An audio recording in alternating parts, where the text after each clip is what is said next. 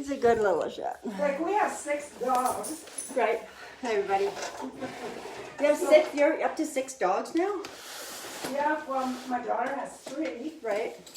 But they all cohabitate. Whoa, whoa, whoa, whoa, I wouldn't want Vivian's vet bills. whoa. Hey, I need to get your phone number too before you leave because I have the wrong phone number. Hey, everybody, it's Jackie from My Cats here. I kept phoning other men that were like, nope, wrong number. Well. Hi, sweetheart. Hi, sweetheart. So this is Boots. Boots is a domestic long hair. They live on a farm.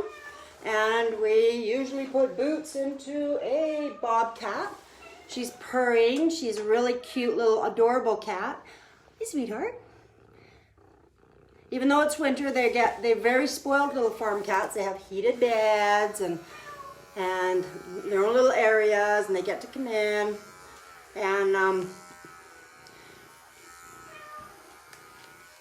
this one is this one the dog drools? Yeah.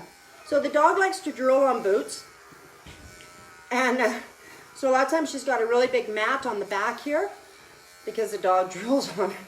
Is this the only cat he drools on? Ah, they do on the whole. Drools on all of them. He's like a cat dog drooler. So I was just talking. I kind of wanted to come on because she's the mom Ruth was just saying that they have just had another cat dropped off on our farm. Because we're cat groomers, we really have to be, or don't have to be, but if we can be an advocate for these cats. Cats are still more disposable than dogs. And she gets cats that people drop off on her farm on a regular basis. So when people drop these cats off, they just kind of go, here, go free, because everyone has this idea that cats can just right away fend for themselves, right? They can drop them off and cats will hunt and everything else. And they also have this idea that farmers really want to look after their cats, which is completely untrue. A lot of cats, it takes a while for them to try and learn to hunt. They don't know how to deal with the weather. They've been ripped from their homes, just like dogs. They get comfortable and they get bonded, even though they kind of ignore us sometimes. Oh yes, I know. And not only that, but lots and lots of things love to eat cats. So they must be mighty tasty because you've got hawks, owls, eagles, coyotes, foxes, wolves. What else eats cats? Weasels? Weasels have killed them. Kills them. So everything likes to eat a cat.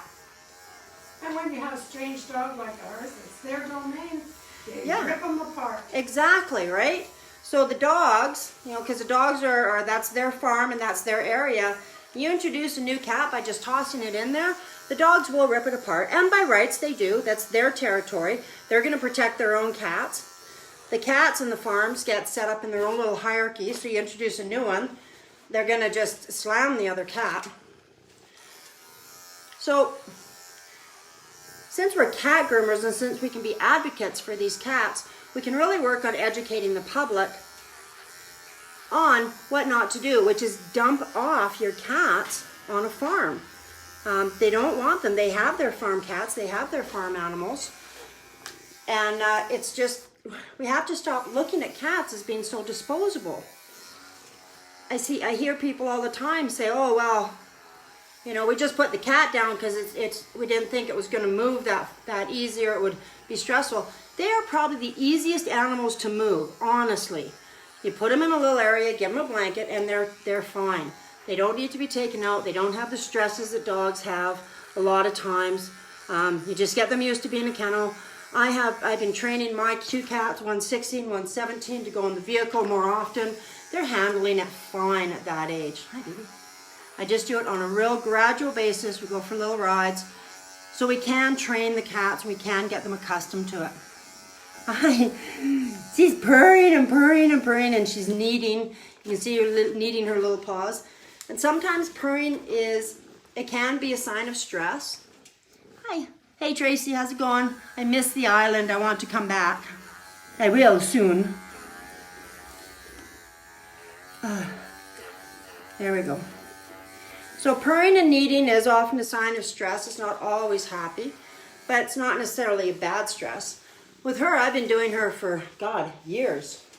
Well, I've been doing her 13. So 7 years, her and I have been hanging together. Hi, sweetie. We do it on a regular basis because otherwise she, like I said, the dog drools on her.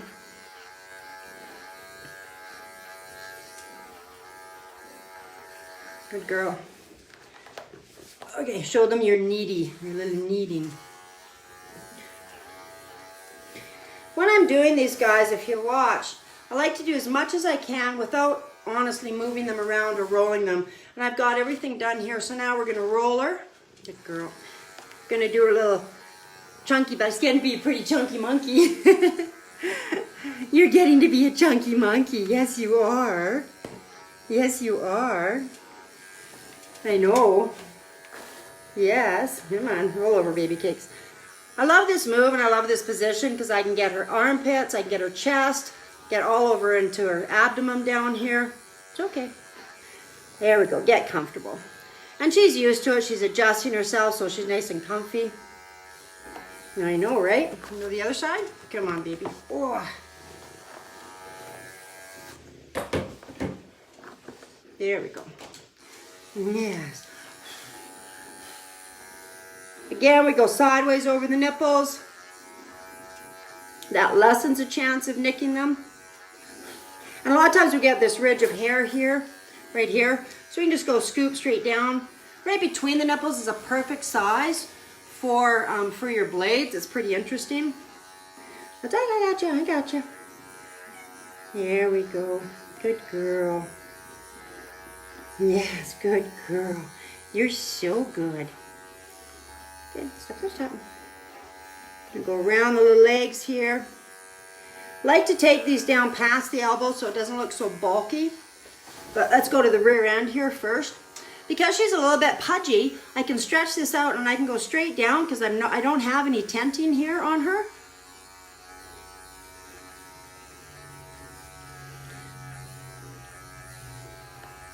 And I go, there's the hock, I go one finger width just above the hock. I don't want to go right down because this is all tendons and ligaments in here. It's really cool. It's kind of gross too, but I can literally push my thumb right through, right in between those tendons. Trying to do that with owners though, some of them actually pass out. Whoopsie. Good girl, I know. Okay, other butt.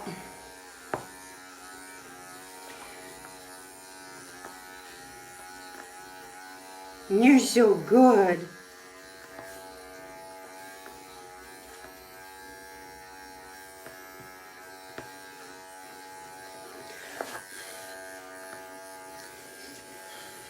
You give her a lion tail.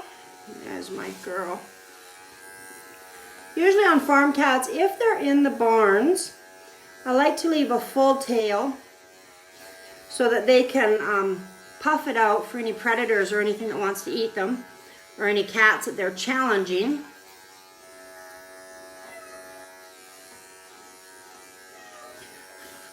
And I like to keep probably at least a good 2 to 3 inches of bone in there, and then that will give us a really nice tail. She's got kind of a scraggy tail here, but we don't care, do we? Good girl. And we got a nice little bum. We're gonna get all those poop Klingons off.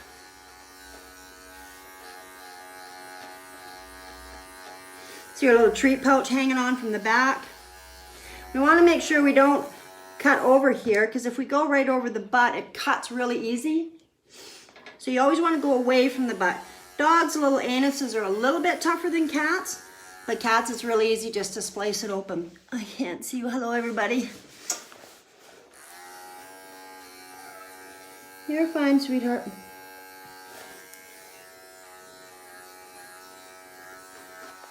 Oh, there we go. Yes. She's so accommodating. She just flops over.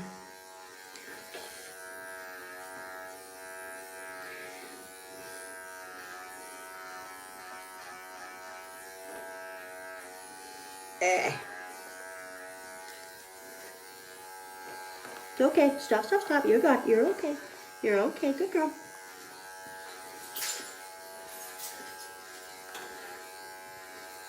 Good job. All right, you come around this way. That's roll you. I know. Stop, stop, stop. Stop, good girl. I always like to use my elbow here. Kind of hold them down so they don't decide to scoot off and go away. Here. There, we got to see there. There we go. I know. That stretch my baby cakes. Good girl.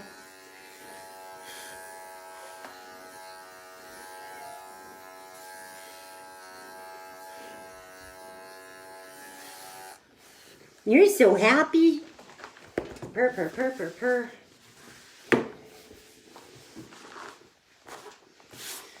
So a lot of times with cats, the more we groom them, sometimes the better they are. Sometimes it's quite the opposite. If you have a cat that you groom regularly, I've found this when shaving in reverse a lot, is that all of a sudden they start to get really ornery. So just change your position of shaving, shave with the lay of the fur, and a lot of them will settle down and react a lot better to it. Okay, we're going to bring you guys over here. See what I'm gonna do with their headset. What do we got? Hello, Natalia, Charlotte, and Johnson. You're amazing. Yeah, yeah. I've got the scars to show sometimes how amazing I'm not. So what we're gonna do is I'm gonna put this little girl into a bobcat, or bobcat, she goes into a lynx actually. This one goes into a lynx because she's longer hair. So lynx, we want to leave these 2 strands. And again, the nice thing for measuring is we just use the exact width of our blade. Here's the corner of the mouth. You want to start forward of that and just go straight down. And that's how we set our little strands here. And then we can undercut it up. By undercutting, we take away a lot of that bulkiness. Okay, we got a beautiful little strand there. So we're going to do the same on the other side. Undercut it up. How far do you undercut it? Right up to the jaw there. That's where I go right up when I'm going underneath. And by undercutting, we still allow to have this beautiful tassel or this beautiful tuft here, but without the bulk. Okay. Go under here. Now when you're doing a lynx or a bobcat, you have choices. You can leave a whole mane and just do the front headset as a lynx or a bobcat. With her, we just shave it right off, right up here. Stop. So we have a beautiful little... Okay, can I sip? Hi. Come on, I need you to stand up. There we go. There's my girl. There's my girl.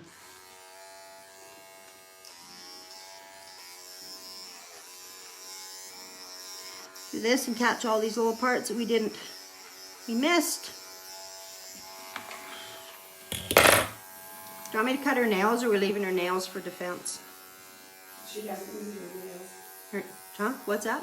No, you can cut I can cut them. Thanks, Ruth.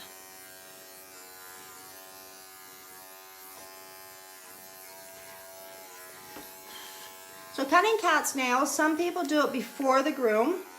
Some people do it after. I do it after most of the time, unless they really start sticking to the mat here.